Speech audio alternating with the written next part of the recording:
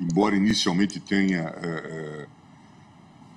imaginado, eu vi que o ministro Fachin trouxe a ideia de confiar a uma entidade de poder regulatório da saúde a fixação de quantidade, mas nós temos muitos processos em andamento, nós temos os impactos todos os dias dessas questões, de modo que eu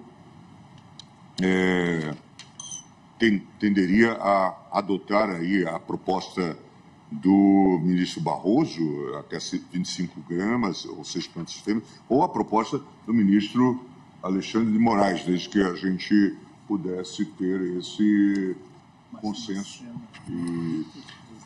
Ministro Gilmar, se me permite, eu coloquei essa avaliação de 25 a 60 porque, como Vossa Excelência bem lembrou hoje, em relação ao negro jovem analfabeto, com 25 já seria tráfico.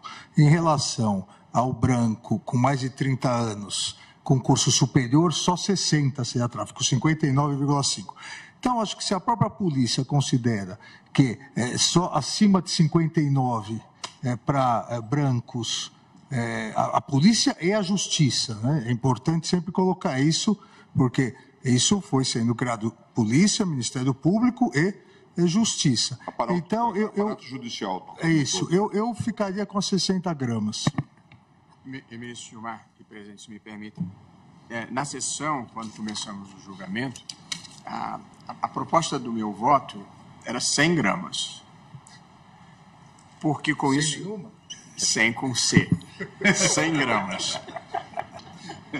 E a minha ideia era basicamente, e com isso nós eliminaríamos as reiteradas prisões de réus primários e de bons antecedentes nas comunidades carentes brasileiras, que eu considero uma péssima política de combate às drogas. Na ocasião, o ministro Celso de Mello, e esse é um órgão colegiado e, portanto, a gente tenta construir soluções conjuntamente, ele disse que acompanharia se nós propuséssemos o modelo de Portugal, que era 25 gramas. E, portanto, tentando buscar essa maioria, pelo menos, eu propus 25 gramas. Mas para nós enfrentarmos o problema realmente do hiperencarceramento de jovens, eu acho que a gente precisa aumentar em relação às 25 gramas. A minha visão, presidente e ministro Gilmar, me permita só um breve comentário. Eu acho, e tenho certeza que todos nós aqui achamos que as drogas ilícitas são uma coisa ruim e que, portanto, nós devemos trabalhar para evitar o consumo de drogas. Vou deixar claro que a posição do Supremo, ao tentar encontrar um caminho para lidar com esse problema, não é de apoio ao consumo de drogas, antes pelo contrário. Nós estamos pensando a melhor forma de enfrentar. Para quem acha que deve legalizar, há um caminho, mas não é disso que nós estamos falando. E para quem acha que é importante reprimir, há outro caminho, que certamente não é o de prender menino pobre de periferia. O caminho seria, acho que estamos todos de acordo, monitorar grandes carregamentos, seguir o dinheiro e policiar a fronteira. De modo que o que nós fazemos não funciona. Então, ministro Gilmar, eu estaria disposto, certamente, a elevar as 25 gramas que eu havia proposto como uma possibilidade de consenso ou de maioria. Eu continuo achando que 100 resolve o nosso problema. Qual é o problema que eu quero resolver? Hiperencarceramento de jovens primários. Esse é o problema que eu quero resolver.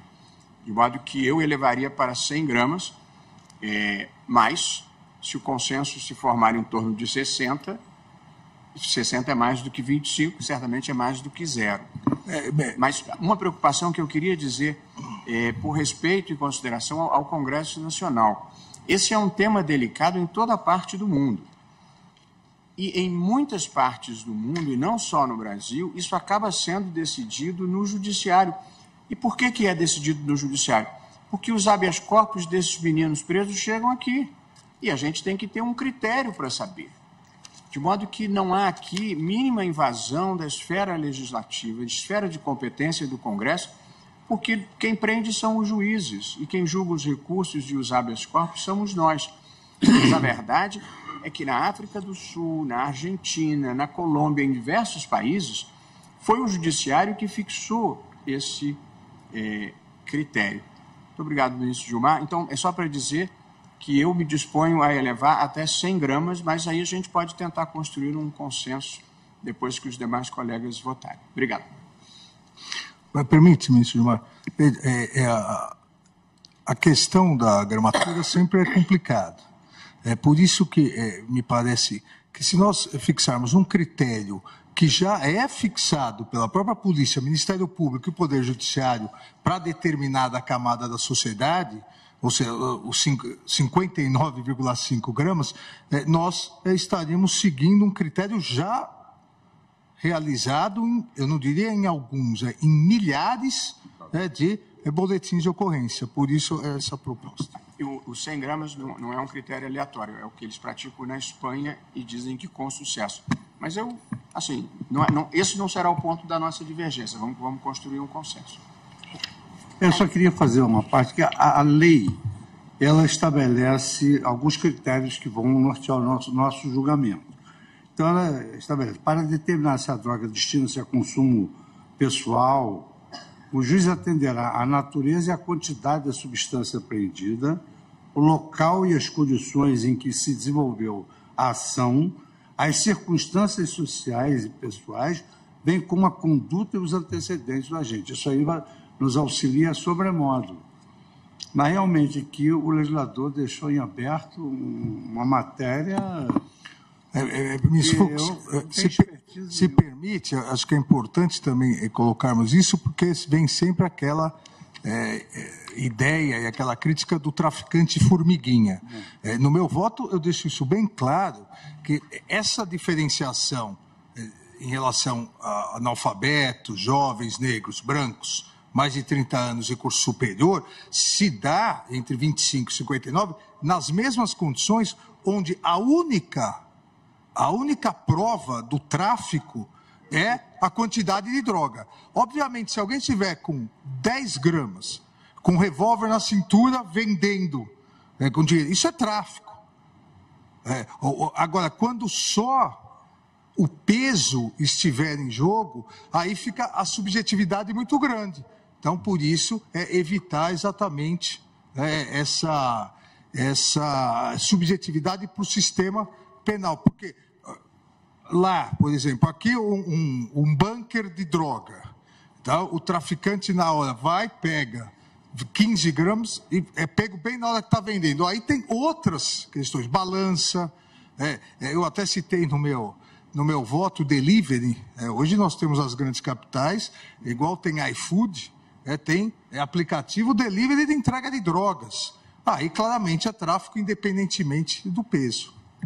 Uma pergunta que eu faria, qual foi a última vez que nós ouvimos falar que um grande barão das drogas foi preso? Só vejo menino pobre preso. Bom, na primeira turma nós tivemos uma experiência ruim, que pegávamos assim, não sabíamos nem como é que entrava, né? Uma tonelada de cocaína, uma tonelada de maconha, e nós ficávamos perplexos com aqueles habeas corpus, por onde é que entrava aquilo tudo. Acho que, basicamente, a gente teve uma experiência de não punir. Nós já tivemos casos na prefeitura de 600 quilos de pasta de cocaína, que dá para vender no mundo em torno de 3 toneladas. No Brasil, chega até 5. Com uma misturinha aqui, tá? Chega até 5 toneladas. Então, aí são grandes traficantes. Mas o ministro Luiz Roberto Barroso tem razão. Para cada um desses, são milhares de jovens. O combate ao tráfico se dá com a inteligência, a utilização de inteligência e principalmente nas fronteiras, para evitar que entre. O Brasil não é produtor de cocaína, Peru e Colômbia. O Brasil tem um pouco de maconha no Nordeste de produção, mas a grande produção vem do Paraguai. Então, com essa decisão, nós até vamos estar auxiliando a polícia a poder focar no que realmente interessa. Até porque hoje o tráfico de entorpecentes está ligado ao tráfico de armas e ao aumento do número de homicídios em todos os estados.